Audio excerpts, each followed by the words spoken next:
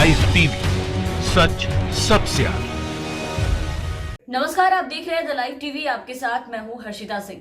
नीतीश कुमार के बार बार फिर से सीएम बनने को लेकर के हर कोई अपनी अपनी तरह से इस बात पर तंज कस रहा है और उन्हें बार बार कमजोर सीएम बता रहा है, यानी एक ऐसा सीएम जो राज्य में मुख्यमंत्री पद पर तो रहेगा लेकिन उन्हें चलाया केंद्र की तरफ से जाएगा। कांग्रेस नेता तारिक अनवर, राजद के मनोज झा के बाद अब पूर्व केंद्रीय मंत्री यशवंत सिन्हा ने भी कहा है कि नीतीश कुमार केवल नाम के लिए बिहार में मुख्यमंत्री होंगे। सिन्हा के मुताबिक बीजेपी अपने दोस्तों और दुश्मनों को तब तक निचोड़ती है जब तक वो निर्जीव नहीं हो जाते, और ये बात हम खुद से नहीं कह रहे बल्कि यशवंत सिन्हा जी का ट्वीट कह रहा है। ये देखिए आपके सामने है, उन्होंने ट्वीट किया है कि बीजेपी अपने दोस्तों और दुश्मनों को तब तक निचोड़ती है जब तक कि वो निर्जीव नहीं हो जाते हैं।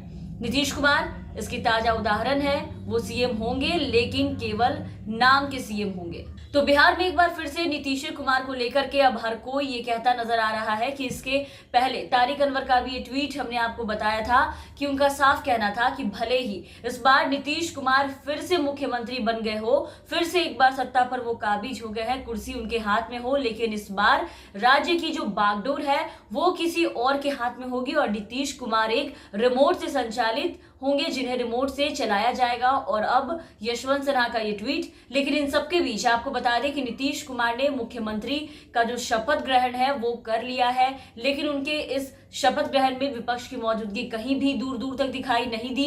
राजद ने साफ साफ इन्हें बॉयकॉट कर दिया और उन्होंने ये जानकारी जो है वो ट्वीट करके सुबह में ही दे दिया था। वो भी देखिए, राजद शपथ ग्रहण का बायकॉट करती है। बदलाव का जनादेश एनडीए के विरुद्ध है। जनादेश को शासनादेश से बदल दिया गया है।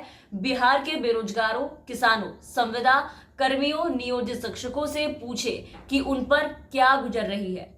एनडीए के फर्जीवाड़े से जनता आक्रोशित है। हम जनप्रतिनिधि हैं और जनता के साथ खड़े हैं। इससे पहले आरजेडी ने नीतीश कुमार के मुख्यमंत्री नहीं बनने वाले बयान पर भी तंज कसा था। कल हमने आपको बताया था कि नीतीश कुमार ने क्या कहा था और उस पर आरजेडी ने तंज कसते हुए कहा कि तीसरे दर्जे की पार्टी होने और थकने के कारण मैं मुख्यमंत्री नहीं बनना चाहता था, लेकिन बीजेपी के कई वरिष्ठ नेताओं ने मेरे पैर पकड़ लिए, रोने लगे, गिड़गिड़ाने लगे। मैं ठहरा कोमल हृदय का कुर्सीवादी अंतर्यामी भिक्षुक। उन लोगों के आग्रह ने मेरे हृदय को पिघला दिया। मैं उन्हें नाराज कैसे करता। तो ये उस बयान पे राजद की तरफ से तंज था जिसमें नीतीश कुमार ने कहा था कि मैं मुख्यमंत्री नहीं बनना चाहता था, लेकिन बीजेपी के आग्रह और निर्देशों पर मैंने ये पद स्वीकार किया। तो इसकी जो पूरी विस्तृत कहानी है वो हमने अपने पिछले वीडियो में आपको बताया ही था कि कितना नीतीश कुमार को मुख्यमंत्री नहीं बनना था, वो कितना मुख्यमंत्री नहीं बनना चाहते थे, वो सबको पता है। और नीतीश कुमार का जो कुर्सी प्रेम है वो खुद बिहार की जनता भी पूरे विस्तार से बताती है, वो भी ऑन कैमरा। नेताओं की बात तो छोड़िए, जनता ने ही इनका नाम जो है वो कुर्सी कुमार रख दिया है। लेकिन आज शपथ लेने के पहले राजद ने बाइकॉट तो किया ही, शपथ ग्रहण समारोह में शामिल होने से मना भी किया। साथ ही ट्वीट करके ये भी कहा कि बिहार में दो मजबूरों की मजबूर सरकार बन रही है। एक शक्ति विहीन, शिथिल और भ्रष्ट प्रमाणित हो चुके हैं मजबूर सीएम, दूसरा चेहरा विहीन और तंत्र प्रपंच को मजबूर वरिष्ठ घटक दल।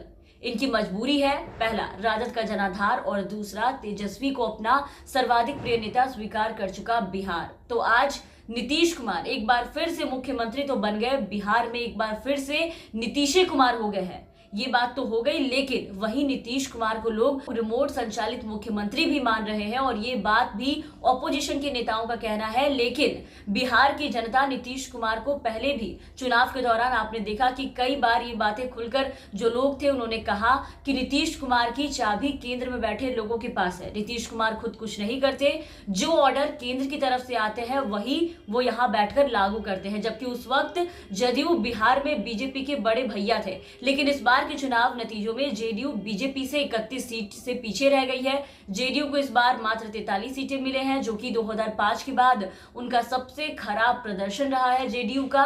इससे ज्यादा चिंतित करने वाली बात नीतीश कुमार के लिए ये है कि जेडीयू राज्य में तीसरे नंबर की पार्टी बन चुकी है और बीजेपी और आरजेडी से अब जो जेडीयू है नीतीश कुमार की पार्टी वो कोसों दूर है। हालांकि पार्टी नेता इसके लिए एलजेपी को जिम्मेदार ठहरा रहे हैं, लेकिन चुनाव प्रचार के दौरान भी तमाम चैनलों की जो रिपोर्टिंग थी उसके दौरान भी ये बात सामने आई। हमने भी आपको दिखाया कि राज्य में नीतीश कुमार से लोगों की जो नाराजगी है वो काफी बढ़ी थी। नीतीश कुमार के खिलाफ थे लोग, जहां गए वहीं नीतीश कुमार को कभी विदाई देने की बात हो रही थी तो कभी उन्हें बिहार से साफ कर देने की लोग बातें कर रहे थे, लेकिन बीजेपी ने एक बार बड़प्पन दिखाया और एक बार फिर से सीएम बना दिया, वो भी जनादेश के विरुद्ध।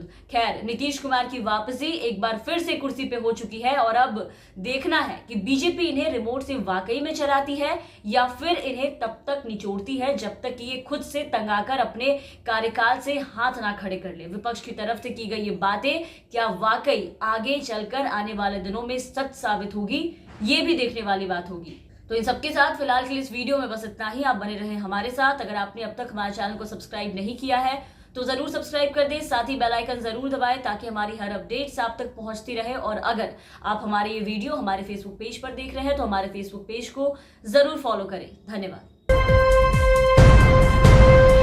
लाइव टीवी, सच सबसे आगे।